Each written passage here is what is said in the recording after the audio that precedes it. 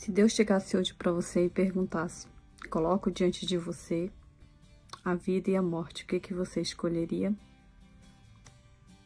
A vida. Mas tem muitas pessoas andando, escolhendo o caminho de morte sem saber. Eu estava meditando esses dias. Na verdade, já tem uns dias que eu estou meditando sobre isso. E Deus vem concluindo, vem testificando para mim, tá fazendo esse vídeo sobre o caminho de vida e de morte. E da onde que a gente tira isso de morte, de vida? Um tempo atrás eu coloquei no Face um link sobre Deuteronômio 20, acredito que era 28, 28, que fala sobre a obediência e a desobediência. Aí uma pessoa abriu o link e a pessoa ficou assustada, falou, meu Deus, isso tem na Bíblia, onde que tem? Como que eu tô em Deus? Então a pessoa ficou assustada. E realmente, assim, a Bíblia, a palavra são vivas e tem muitas coisas assim que se a gente buscar de todo o coração, se a gente tiver interesse, Deus vai se revelando pra gente. E foi o que eu falei naquele dia para aquela pessoa. Eu falei assim, Deus, você estava buscando saber mais de Deus. Realmente a pessoa estava buscando. E a gente já estava compartilhando a palavra. E eu falei assim, veja isso daí como Deus assim, mostrando o que Ele se agrada e o que Ele não se agrada. E quando a gente tem a oportunidade de enxergar isso, a gente tem a oportunidade de ir lá e ver, fazer os ajustes de que a gente precisa consertar, do que a gente precisa melhorar e do que a gente precisa tirar da nossa vida. E porque muitas vezes acontecem coisas assim na nossa vida que a gente não sabe o porquê, sem explicação. E a Bíblia, ela é um manual de instrução e a palavra é viva. E a palavra de Deus é verdadeira, ela não volta atrás. Então, é muito importante a gente saber o que Deus quer da gente, o que Ele a obediência dele, porque é muito claro quando a gente lê em Deuteronômio, é muito, depois se vocês quiserem estarem meditando em 28, 29 e 30, é muito, muito importante. Quando eu decidi me entregar a minha vida, foi quando eu uns dias antes de eu me batizar, eu abri a Bíblia e veio o Deuteronômio 28. E eu fiquei assustada também. Mas depois eu vi assim que a gente vai se ajustando. A gente vai se ajustando como tudo na nossa vida. Tudo na nossa vida, quando a gente quando a gente casa, quando a gente tem filho, quando a gente vai trabalhar numa fábrica, em qualquer ambiente que a gente vai, a gente tem que se ajustar. E quando a gente entrega a nossa vida para Jesus, a gente vai buscar também se relacionar com Ele. E nesse relacionamento a gente tem que saber, se você entrou no relacionamento, você tem que saber o que a pessoa gosta, o que não gosta. Você tem que ir vendo a melhor maneira, o melhor caminho para você ter paz, para você viver bem, para você ter vida,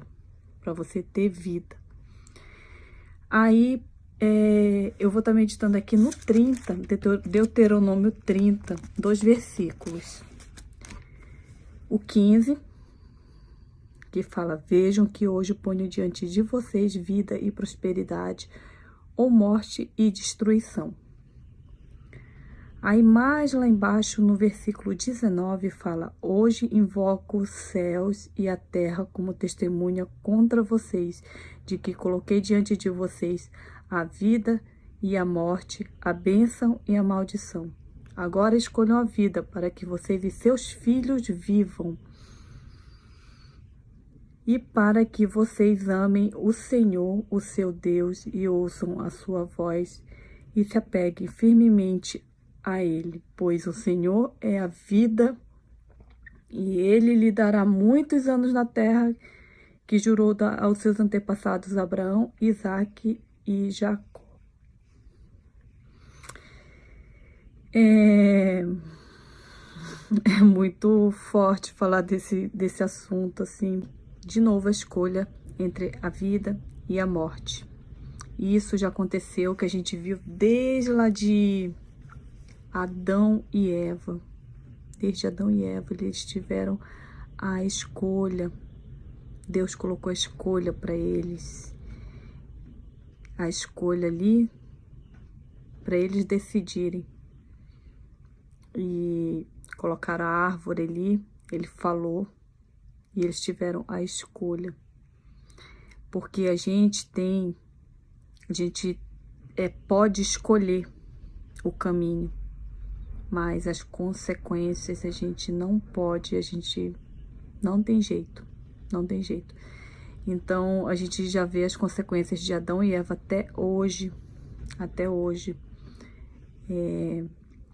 tudo todas as consequências de tudo de uma desobediência deles. Então, aqui, Moisés estava falando com o povo que tinha rodado muito tempo no deserto, e ele estava mostrando, falando sobre o caminho da vida e o caminho da morte. E ele falou também aqui que ele aconselhou: agora escolham a vida para que vocês e seus filhos vivam. Escolham a vida. A morte, quando morre, enterra, essas coisas assim, é até, vamos se dizer que seria até mais fácil que fosse desse jeito, mas a pior morte é a morte espiritual. A pior morte é a morte espiritual, porque aqui, esse povo aqui, quando Moisés estava, aconselhou, mostrou tudo, e eles ainda fizeram a escolha errada. Tanto é que eles foram para o cativeiro, viveram muito tempo na Babilônia, presos, e sofreram muito. Depois vocês leem direito essa parte. Então, essa morte espiritual, que às vezes porque aqui fala que coloco diante de vocês a vida e a prosperidade, morte e destruição.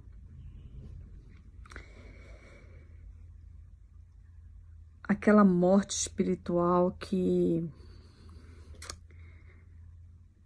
você vive correndo atrás das coisas,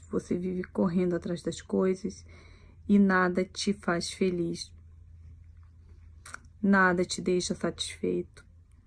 Às vezes você tá casado, com filhos, com família, você vê tudo ao seu redor, você tem, mas não tem alegria, não tem paz, não tem vida, porque mais embaixo fala que, pois o Senhor é a sua vida, e Ele lhe dará muitos anos na terra. É aquela vida que às vezes as pessoas chegam em casa, não tem paz, só tem briga. Você até vê assim uma bênção você ser casado, você ter uma esposa, você vê até uma bênção você ter os filhos, porque muitas pessoas não querem ter, não conseguem ter filhos. Você vê até uma bênção que você mora numa casa, mas você não consegue ter gratidão por isso, você não tem paz, você tem, mas não consegue, não tem vida ali, não tem vida. Então a pior morte espiritual, a pior morte é espiritual. E quando eu estava meditando nisso daqui, me fez ir lá em Eclesiastes,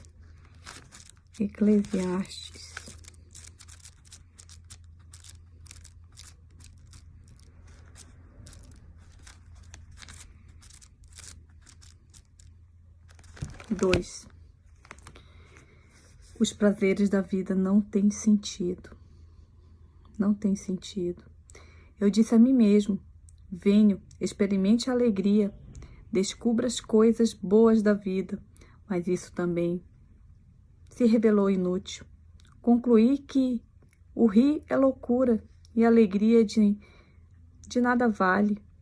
Decidi entregar-me ao vinho e às extravagâncias, mantendo, porém, a mente orientada pela sabedoria.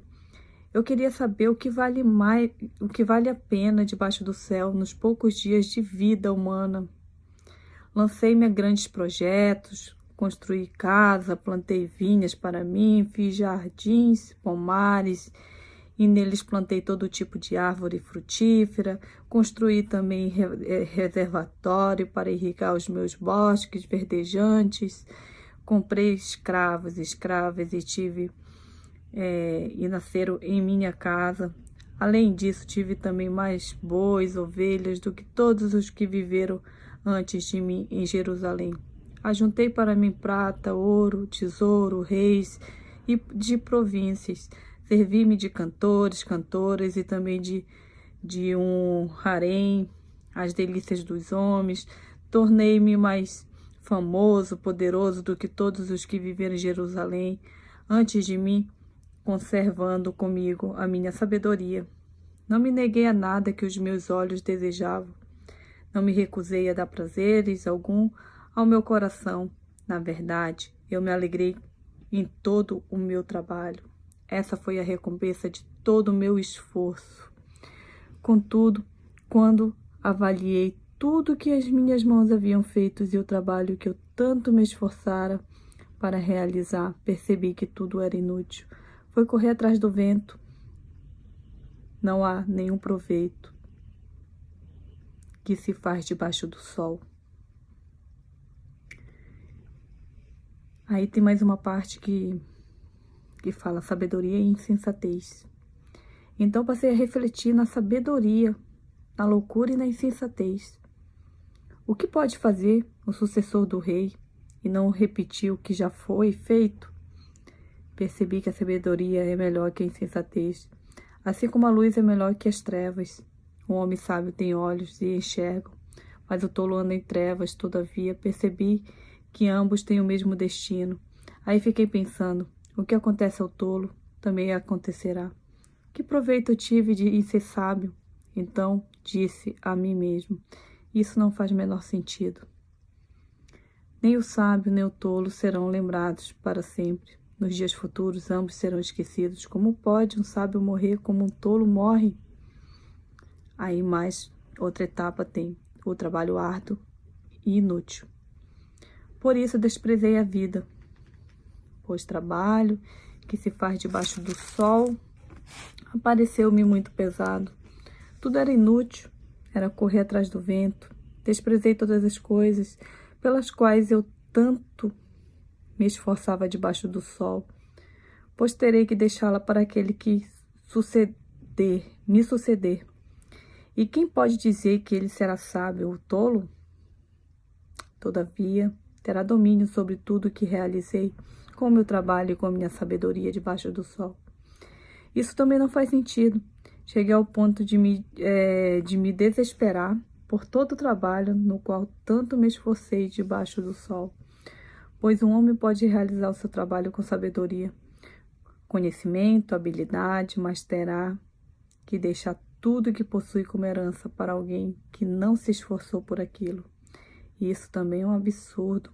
e uma grande justiça. Que proveito tem o homem que todo esforço e toda ansiedade com que trabalha debaixo do sol, durante toda a sua vida, seu trabalho é pura dor, tristeza, mesmo à noite a sua mente não descansa. Isso também é um absurdo. Para o homem, não existe nada melhor do que comer, beber e encontrar prazer no trabalho. E eu vi isso também, e eu vi que isso também vem da mão de Deus. E quem aproveitou melhor as comidas e os prazeres do que eu? Ao homem que o agrada, Deus dá sabedoria, conhecimento, felicidade. Quanto ao pecador, Deus encarrega a juntar, armazenar riquezas para entregá-las a quem não, para quem o agrada. E isso também é inútil, é correr atrás do vento. Eu vejo isso daqui como a minha história, a minha vida. Por isso que eu realmente, quando eu fiquei com depressão, eu vi que eu tive uma morte espiritual. E quando eu tive aquela morte espiritual, eu vi que eu corri atrás do vento. Eu vi que como que a gente passa a vida inteira trabalhando, fazendo tantas coisas, e a gente trabalha para ter dinheiro, para no final da vida a gente pagar para ter saúde. Que os valores, a gente começa a correr atrás de coisas, que se a gente for no lixão, a gente vê ali o valor das coisas que ali tem muitos sonhos, muitos sacrifícios, muitas coisas que foram sacrificadas, sacrificaram família, saúde, muitas coisas. E de que vale tudo isso? É você correr atrás do vento, e você não perceber, você não conseguir aproveitar o melhor dessa vida. Que na verdade, quando aqui o Salomão falando sobre os prazeres da vida, ele falando que ele experimentou de tudo, ele teve a melhor vida, ele teve o melhor tudo, e ele achava que aquilo lá era... Ele teve o melhor de tudo. Ele foi... Como que eu vou falar? Ele